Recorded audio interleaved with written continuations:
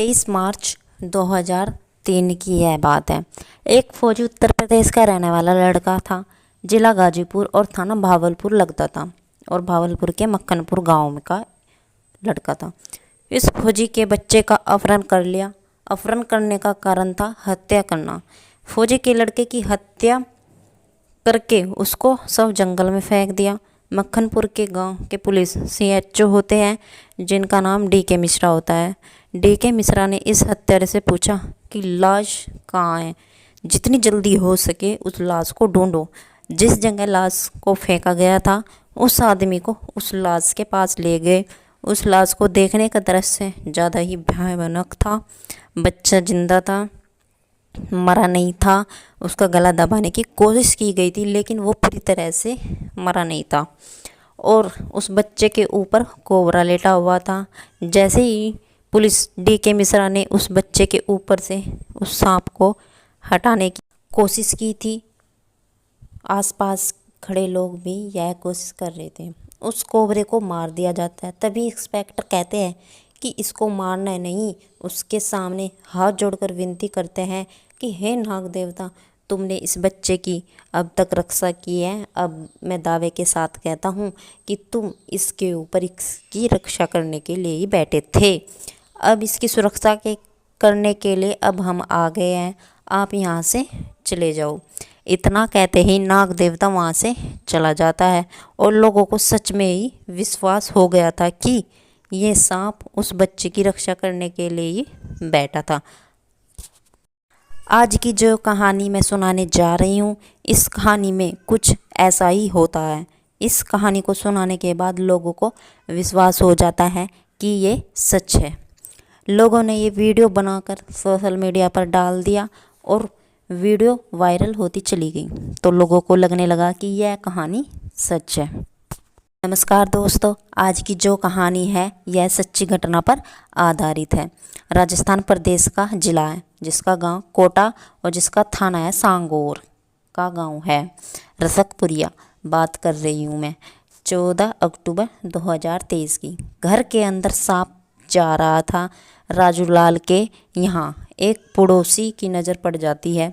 एक कोबरा काले रंग का उस कोबरे को घर के अंदर जाते देखा तो उस पड़ोसी ने राजू लाल को चीख चीख कर आवाज़ लगाई कि तुम्हारे घर के अंदर सांप जा रहा है, जल्दी से बाहर निकलो वरना यह सांप डस लेगा। जैसे ही आवाज़ लगती है, आवाज़ सुनते ही आसपास के लोगों भी घर के बाहर आ जाते हैं और राजू लाल के घर के अंदर भी हड़कंप सा मच जाता है।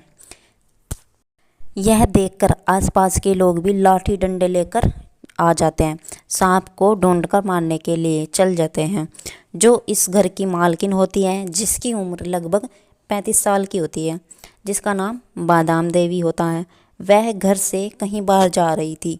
जब वह घर आई तो उसने देखा कि अपने घर के बाहर भीड़ देखकर वह घबरा सी गई और वह पूछती है गांव के लोगों से कि भाई साहब यहाँ क्या हो रहा है।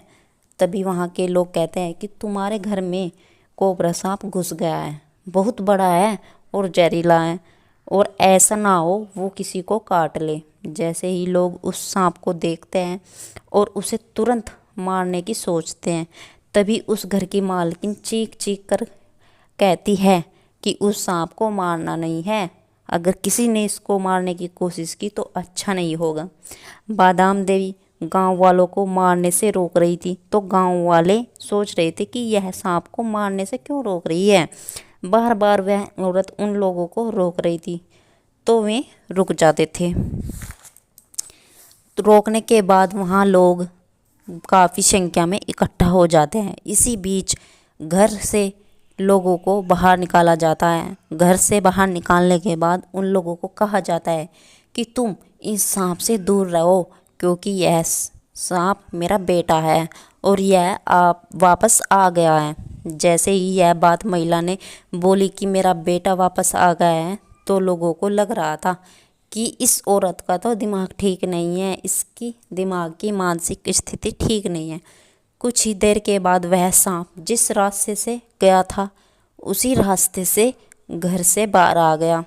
उस महिला ने गांव वालों से बोला कि अगर सांप को मारने की कोशिश की गई तो अच्छा नहीं होगा। उस बूढ़ी औरत की बात मानकर किसी ने भी उसे मारने की कोशिश नहीं की। वह बूढ़ी औरत घर के अंदर जाती है और वहाँ दूध लेकर उस सांप के पास एक कटोरे में रख देती है।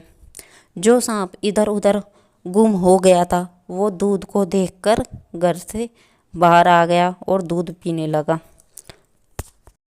जैसे ही दूध को पी रहा था, लोग उस औरत को बार बार बोल रहे थे कि जिस सांप के इर्द गिर्द तुम घूम रही हो ना, जिस सांप को बुलाने की कोशिश कर रही हो, जिस सांप को अपना बेटा बनाने की कोशिश कर रही हो, ये डस लेगा और तुम्हें कोई नहीं बचा पाएगा। कम से कम आधे घंटे में ही तुम्हारी मौत हो जाएगी।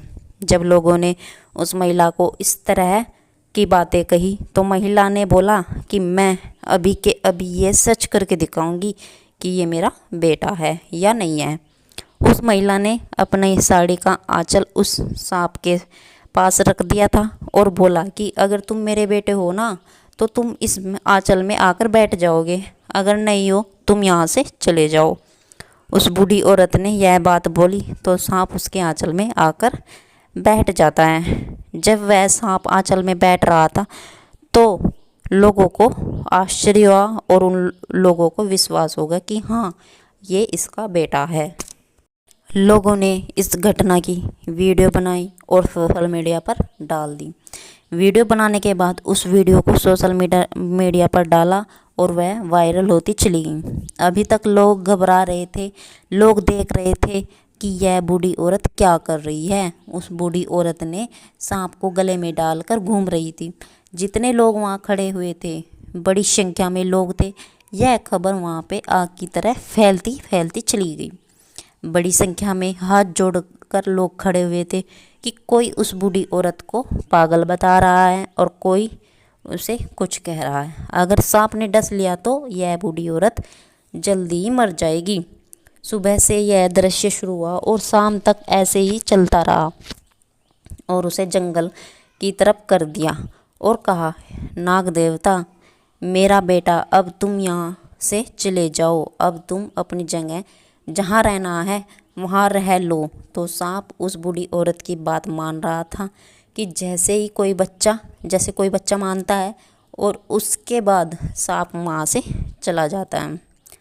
लोग देखते रहते हैं। लोगों ने ना फिर मारने की कोशिश की, क्योंकि अब बूढ़ी औरत की आस्था थी कि कहीं ना कहीं उसे लग रहा था कि नाग देवता के रूप में जो उसका बेटा है, बेटा कोई और नहीं, उसका नाम था हंसराज। उसकी उम्र लगभग 24 साल की थी। जिस वक्त उसकी मृत्यु हुई थी वो था 15 साल का उस टाइम पे। और उस अपने बेटे को याद कर करके वह बहुत परेशान होती थी। ऐसे ही धीरे धीरे वक्त गुजरता चला गया, लेकिन उसे क्या पता था बेटा आएगा और उसका पुनर्जन्म होगा और वो भी एक सांप के रूप में होगा।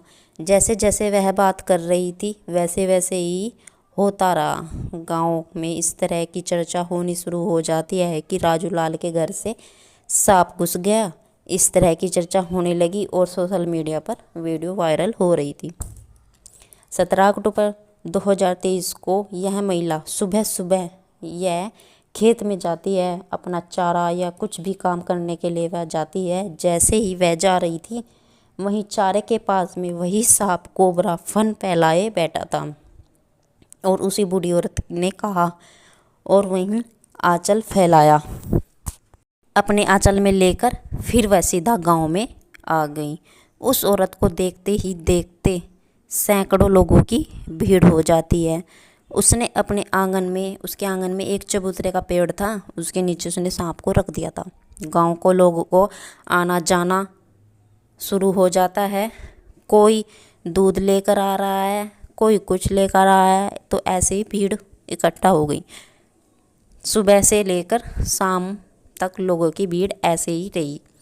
लगभग दोपहर के 1 बजे के आसपास उस सांप की मौत हो जाती है, क्योंकि वह बूढ़ी औरत साथ ही साथ थे। लोगों को लग रहा था कि सांप उस बूढ़ी औरत को डस ना ले, उसे ख़त्म ना कर दे, लेकिन उस बूढ़ी औरत को कुछ नहीं हुआ। पर लोगों को आश्चर्य हुआ। लोग आपस में बातें कर रहे थे कि कभी सांप ने ज़्यादा दूध ना पी लिया हो, जिस वजह से वह मर गया, जिससे उसकी मृत्यु हो गई। जब इसकी मौत हो जाती है तो माँ जोर जोर से दहाड़ मार के रोने लगती है और कहती है 14 साल बाद मेरा बेटा आया, फिर भी उसकी मौत हो गई।